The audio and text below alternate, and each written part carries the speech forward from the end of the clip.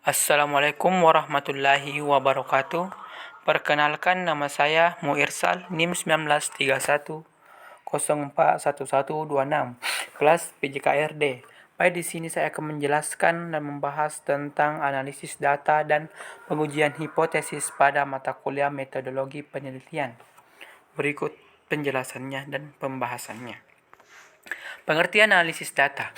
Proses analisis data dimulai dengan menelaah seluruh data yang tersedia dari berbagai sumber, yaitu wawancara pengamatan yang sudah ditulis dalam catatan lapangan, dokumen pribadi, dokumen resmi, gambaran foto, dan sebagainya. Data tersebut banyak sekali. Setelah dibaca, dipelajari, dan ditelah, maka langkah berikutnya adalah mengadakan reduksi data yang dilakukan dengan jalan membuat abstraksi.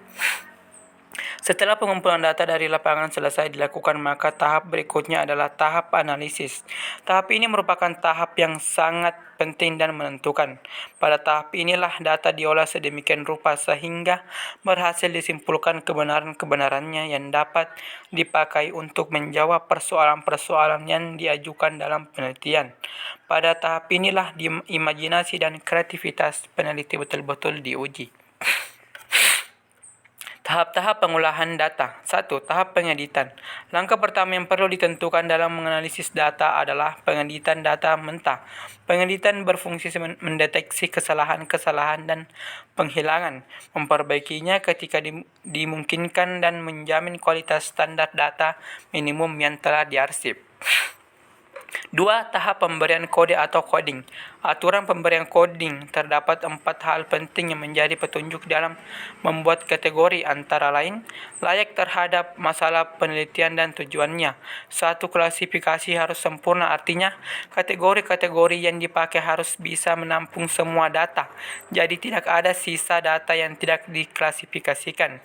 Masing-masing kategori harus memisahkan satu dengan yang lain, mutually atau eksklusif. Setiap klasifikasi harus didasarkan atas satu fundamentum atau divisionis. 3. Tabulasi merupakan transformasi data penelitian dalam bentuk tabulasi sehingga mudah dipahami dan interpretasikan. Tabulasi menyajikan ringkasan pengaturan atau penyusunan data dalam bentuk tabel numerik dan grafik. Ukuran yang digunakan antara lain berupa frekuensi tendensi sentral atau rata-rata, median, modus, dispersi atau deviasi standar, dan varian, dan koefisiensi korelasi antara variabel peneliti. Verifikasi. Hasil yang diperoleh dalam suatu survei diperiksa benar tidaknya melalui 2 jalan. Penyelidikan dari sumber-sumber kesalahan atau bias yang mungkin ada dalam penelitian. Evaluasi tentang tingkat akseptabilitas atau acceptability hasil baik atas dasar teoritis maupun empiris. Dalam suatu penelitian biasanya ditemukan adanya kesalahan karena perbedaan dalam tingkat pengetahuan dan pendidikan responden. Maka ada kemungkinan pertanyaan yang sama akan terdapat jawaban-jawaban yang berbeda. Pengujian hipotesis. Salah satu tujuan dari penelitian adalah menguji hipotesis. Hipotesis yang dinyatakan dalam sebuah penelitian tentunya berbeda-beda sehingga hasil yang diperoleh juga akan berbeda. Tujuan dilakukannya pengujian hipotesis adalah untuk menentukan akurasi dari masing-masing hipotesis penelitian terhadap kenyataan dari data yang dikumpulkan para penelitian. 1. Pendekatan pengujian.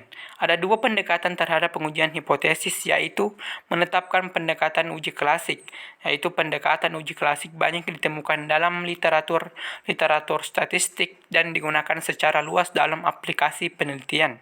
Pendekatan ini menghasilkan suatu tujuan pandangan terhadap probabilitas dalam pengambilan keputusan secara keseluruhan berdasarkan analisa dari data sampel yang tersedia.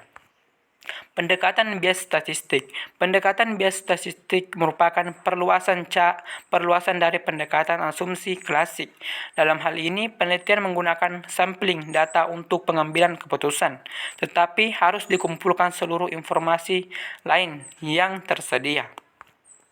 Tingkat signifikansi statistik. Setelah melakukan analisa dan pengujian data, peneliti selanjutnya dapat menyimpulkan apakah hipotesis diterima atau ditolak. Menerima atau menolak hipotesis tergantung pada temuan statistik, yaitu tingkat signifikansinya.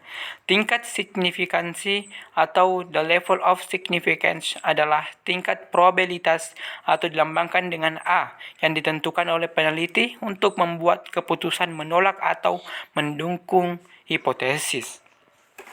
Pengujian hipotesis nol dan hipotesis alternatif. Terdapat dua jenis hipotesis yang digunakan dalam penelitian. Hipotesis pertama adalah hipotesis nol atau HO, dan yang kedua adalah hipotesis alternatif atau HA. Hipotesis nol digunakan untuk diuji, selalu menyatakan tidak ada hubungan di antara parameter atau alat ukur yang diambil dengan sensus populasi atau alat ukur sebelumnya dari sampel populasi, dan statistik yang sedang diperbandingkan terhadap suatu ukuran yang ditarik dari contoh yang diambil dari populasi. Hipotesis alternatif. Hipotesis ini merupakan hipotesis tandingan dari hipotesis nol. Hipotesis alternatif selalu menyatakan terdapat hubungan di antara parameter. Hipotesis ini merupakan hipotesis penelitian dari si peneliti yang dinyatakan secara operasional. Daerah penolakan. Dalam pengujian hipotesis terdapat daerah penolakan. Daerah penolakan merupakan suatu daerah dalam distribusi sampling.